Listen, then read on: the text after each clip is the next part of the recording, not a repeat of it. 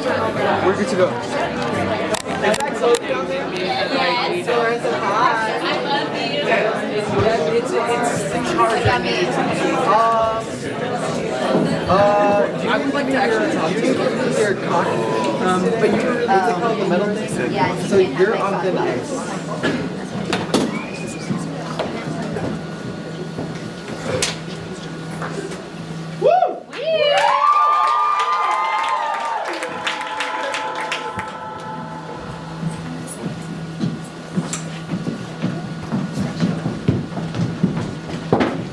God give your grace a joyful time of day. But you, good sister, whither away? No, farther than the tower, and as I guess upon the like devotion as yourself congratulate the gentle princess there. As much. Good sister, thanks, we'll have her all together. And in good lieutenant comes.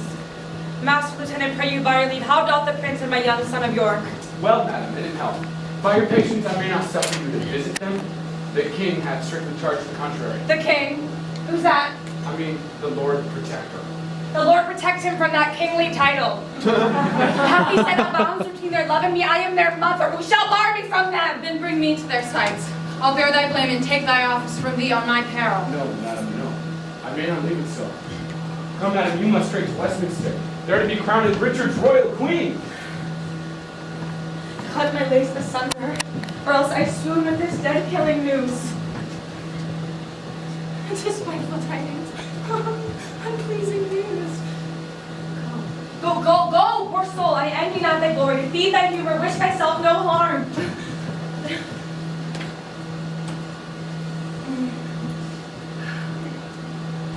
Death and destruction dogs thee at thy heels. Thy mother's name is almonds to children. If thou wilt outstrip death, go, cross the seas and live with Richard from the reach of hell. Come, madam. Come, I in all haste with sense. And I with all unwillingness will go.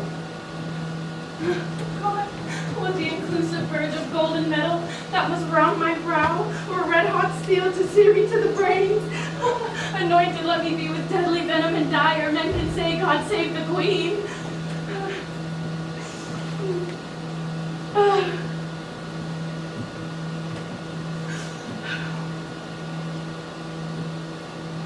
When he, that is my husband now, came to me as I followed Henry's course, when scarce the blood was well washed from his hands, which issued from my other angel husband. And when I say, I looked on Richard's face, this was my wish. Be thou, quoth I, accursed for making me so young, a widow so old, and when thou weddest, let sorrow haunt thy bed, and be thy wife, if any be so mad, made more miserable by him than I was made by my dear Lord's death. Ah, for never yet 1 hour did I enjoy the golden dew of sleep, but with his timorous dreams was still awake at the signs. He hates me for my cause in Warwick. Will no doubt shortly be rid of me. Poor heart, adieu, I pity thy complaint. No more than my soul mourns for yours. Farewell, thou wilt welcome our glory. Adieu.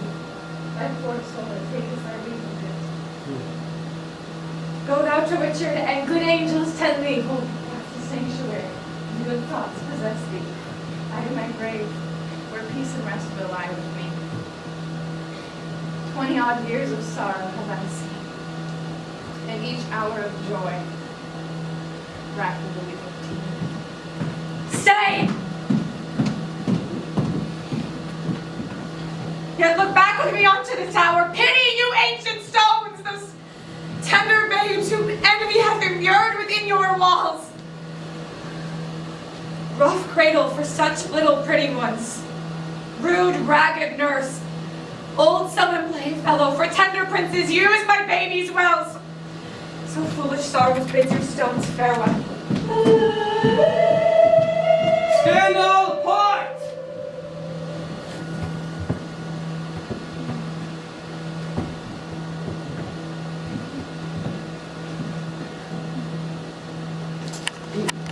Cousin of Buckingham, my gracious sovereign.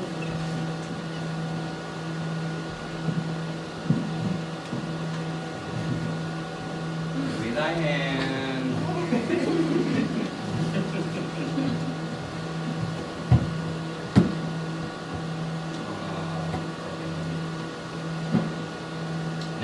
play the touch to try if thou be current gold indeed. The prince lives. Think what I would speak now. Say on, my loving lord. By Buckingham, I say I would be king. Why, so you are, my thrice-renowned lord. Oh, am I king? Oh, 'tis so, but the prince lives. True. Noble prince. Oh, bitter consequence that the prince should still live, true noble prince. Cousin, thou wast not wont to be so dull. Shall I be plain? I wish the bastard's dead, and I would have it suddenly performed. What? What sayest thou now? Speak suddenly, be brief. Your grace may do your pleasure. Tut tut, thou art all ice. Thy kindness freezes. Say, have I thy consent that they should die? Give me some little breath, some pause, dear lord, before I positively speak in this. I will resolve you here and presently. I will converse with iron-witted fools and unrespected boys. None are for me that look into me with considerate eyes. The high-reaching Buckingham grows circumspect. Come hither, Catesby. Rumor it abroad that Anne, my wife, is very grievous sick. I will take order for her keeping close. I must be married to Elizabeth's daughter, or else my kingdom stands on brittle glass. Murder her brothers and then marry her, uncertain way of gain. But I am in so far in blood that sin will pluck on sin. Darst thou resolve to kill a friend of mine? Please you. But I had rather kill two enemies. Oh, why then thou hast it? Two deep enemies, foes to my rest. My sweet sleep's disturbers are they that I would have me deal upon. Catesby, I mean those bastards in the tower. Let me know when we come to them, and soon I will break into the fury. Oh, thou singest sweet music. Hark, come hither, Catesby. Go by this token. Rise, then thine ear.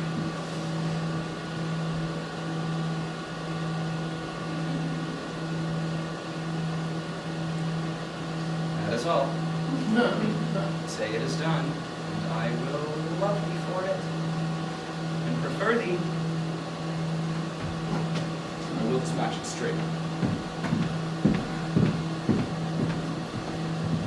My lord, I have considered in my mind the late request that you did sound in me. My lord, I claim the gift, my due, by promise for which your honor and your faith is pawned. The earldom of Hereford and the movables, which you have promised that I shall possess.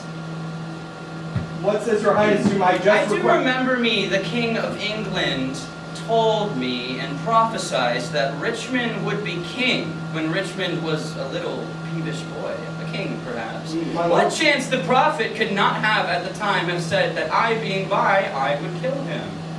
My lord, your promise for the earldom. When last I was at Exeter, the mayor in courtesy showed me the castle and called it Rougemont, at which name I started because a bard of Ireland told me once that I should not live long after I saw Richmond. My lord. Aye! What's o'clock? I am thus bold to put your grace in mind of what you promised me. Well, what's o'clock? Upon the stroke of 10, Well, let it strike. why let it strike? Because that, like a jack, thou keep'st the stroke betwixt thy begging and my meditation. I am not in the giving vein today. Why then resolve me whether you... Thou troublest me. I am not in the vein.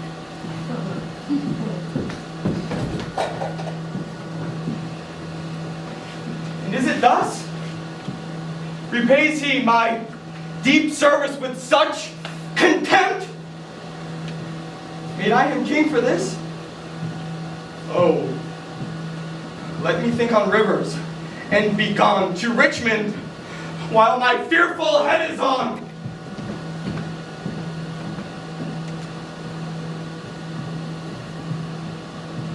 Tyrannous and bloody acts done. The most arch deed of piteous massacre that ever yet this land was guilty of. And both are gone, with conscience and remorse. They could not speak, and so I left them both to bear this tidings to the bloody king.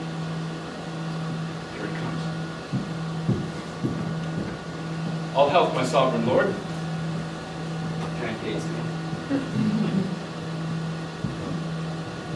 Good or bad news that thou hast brought me? To have done the thing you gave in charge beget your happiness? Be happy then, for it is done. But didst thou see them dead? I did, my lord. Ooh, come to me, Catesby, soon at after supper, when thou shalt tell me the process of their death. Meantime, think how I may do thee good, and be the inheritor of thy desire. I humbly take my leave.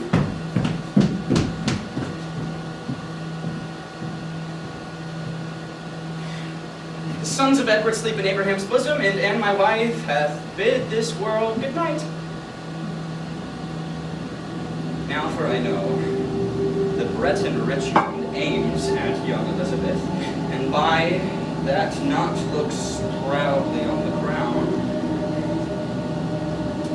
To her go I, a jolly, thriving wooer. My lord! Good or bad news that thou comest in so bluntly? Bad news, my lord. Buckingham is fled to Richmond, and Buckingham, backed with the hardy Welshman, is in the field, and still his power increaseth. Come, I have learned that fearful commenting is lead in servitude to dull delay. Delay leads impotent, and snail pace to beggary. Then fiery expedition be our wing. Jove's Mercury and herald for a king. Go, go, bustle men, we must be quick when traitors brave the field. So now prosperity begins to mellow and drop into the rotten mouth of death. Here in these confines, slyly have I lurked to watch the winning of mine enemies.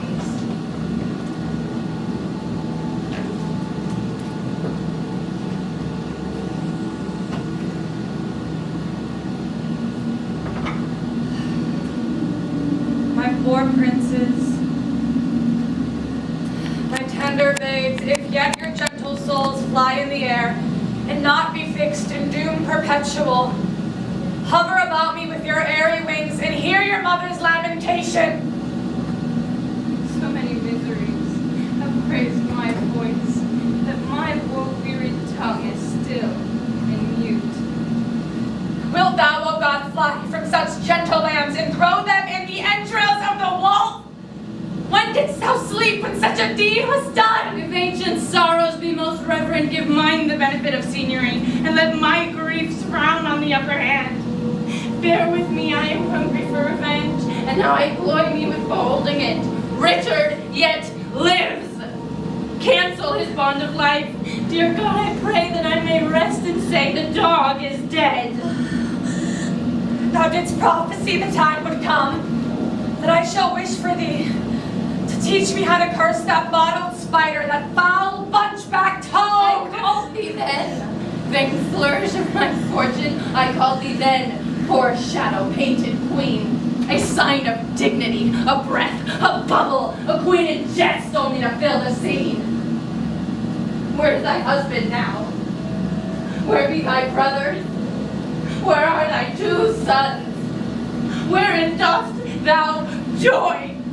Who soothes and kneels and says, God save the queen?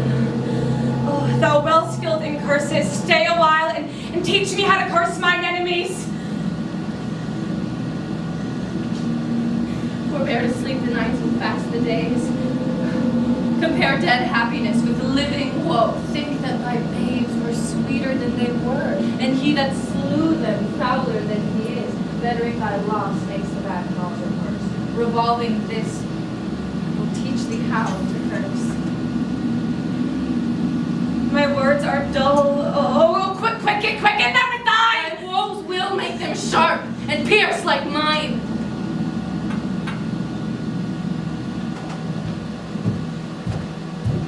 Stay, you. I must speak a word with you, madam. I have no more sons of royal blood for thee to slaughter. For my daughters, Richard, they shall be praying nuns, not weeping queens, and therefore level not to hit their lives. You have a daughter called Elizabeth. Virtuous and fair, royal and gracious. And must she die for this? Oh, let her live and I'll corrupt her manners, stain her beauty. Slander myself is false to Edward's bed. Throw over her the veil of infamy, so she may live unscarred of bleeding slaughter. I will confess she was not Edward's daughter. Wrong not her birth. She is of royal blood.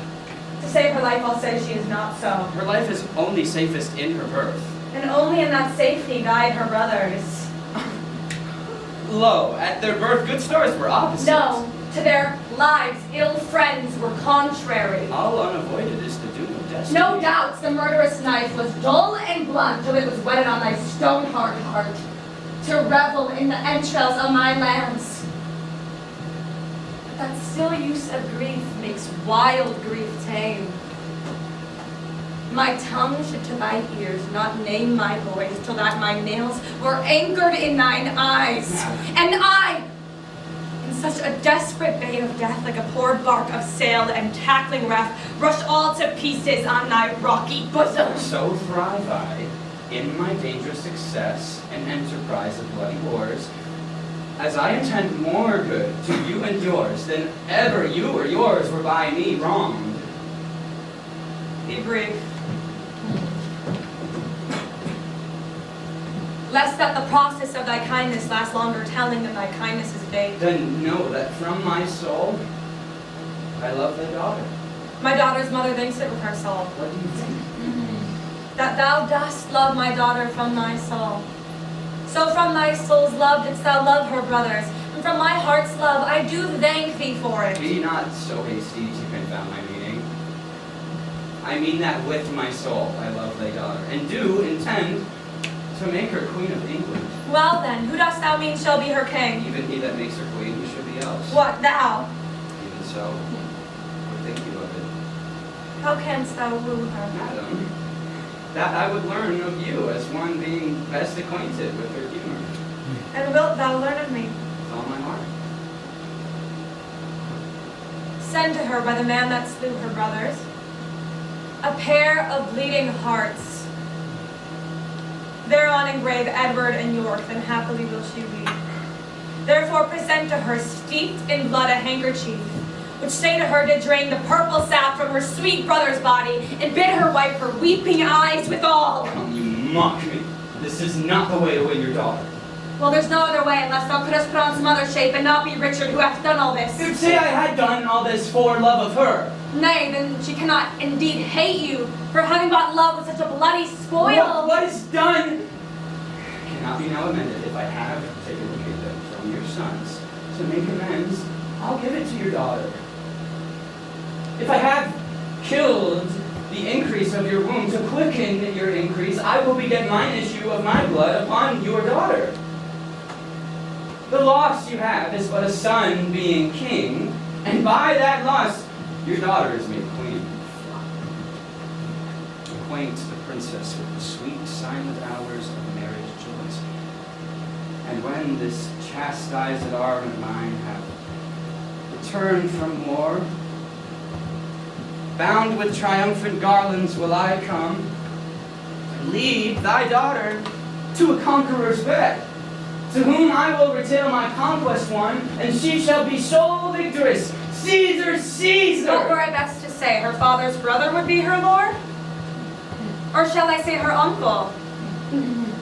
Or he that slew her brothers and her uncles? Under what title shall I woo for thee? That God, the law, my honor, and her love can make seem tender to her pleasing ears. Think of England's peace by this alliance. That she shall purchase with still lasting war. Say that the king, which me command, entreats, that at her hand which the king's king forbids. Say she shall be a high and mighty queen. To bear the title as her mother-in-law. Say I will love her everlastingly. But how long shall she live everlastingly? Sweetly enforce into her fair life's end. But how long fairly shall her sweet life last? As long as heaven and nature lengthens it. As long as Helen Richard likes of it. I swear. By nothing, for this is no oath. Then by myself. Thyself is self-misuse. Why then by the world? 'Tis full of thy foul wrongs. My father's death. Thy life hath it dishonored. Why then by God?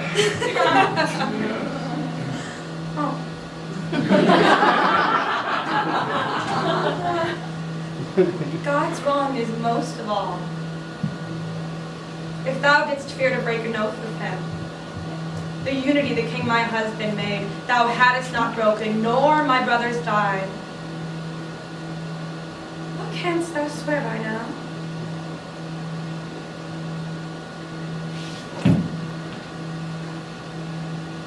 The time to come. That thou hast wronged in the time overpast. For I myself have many tears to wash. Ungoverned youth to wail it in their age. The parents live whose children thou hast butchered. Old barren plants to wail it with their age. Swear not by time to come. For that thou hast used, misused, ill-used, by times ill-used overpast. As I intend to prosper and repent, I tender not that beauteous princely daughter. In her consists my happiness and thine. Be the attorney of my love to her. Plead what I will be, not what I have been, not my deserts, but what I will deserve. Urge the necessity in the state of times, and be not peevish fond in great designs.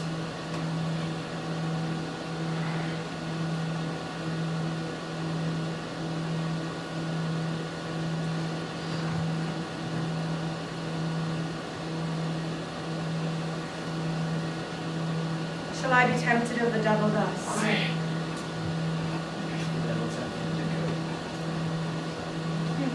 Shall I forget myself to be myself? Aye. If thyself's remembrance wrong thyself, Yet thou didst kill my but children. in your daughter's womb bury them. Where in that nest of spicery they shall breed selves of themselves to your accomplishment.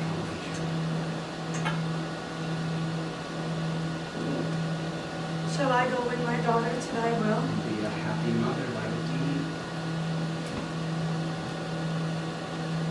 I go. Write to me very shortly and you will understand from me her mind.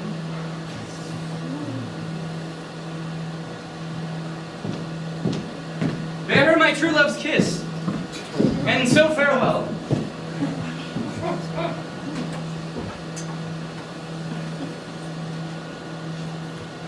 Relenting fool! Shallow, changing woman. How now? What news? Most mighty sovereign, on the western coast rides a powerful navy. Dark shores throng many doubtful, hollow-hearted tribes, unarmed, unresolved to beat them back. To stop that Richmond is their admiral. And there they hold, expecting but the aid of Buckingham to welcome them ashore. Catesby, fly with the Duke. I will, my lord, with all convenient haste. Catesby, come hither. Post to Salisbury. When thou goest thither, dull, unmindful villain! Why stayst thou here and goest not to the Duke? First, mighty sovereign, tell me, your highness's pleasure, what from your grace I shall deliver to him. Oh, true. Good Catesby. Bid him levy straight all the strength and power he can make and meet me suddenly at Salisbury. And what, may it please your grace, shall I do in Salisbury? Why? What wouldst thou do there before I Your go? highness told me I should post before. My mind has changed!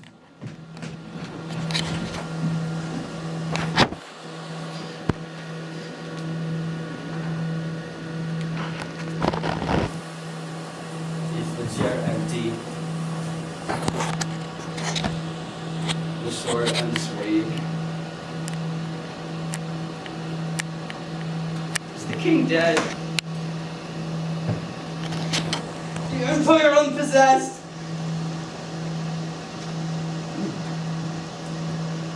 Who is great York's heir alive but me? And who is England's king but great York's heir? My liege, the Duke of Buckingham is taken. That is the best news. That the Earl of Richmond is landed at Milford with a mighty power is colder tidings, but they must be told. Away toward Salisbury, while we reason here a royal battle might be won and lost. Someone take order Buckingham be brought to Salisbury. The rest, march on with me.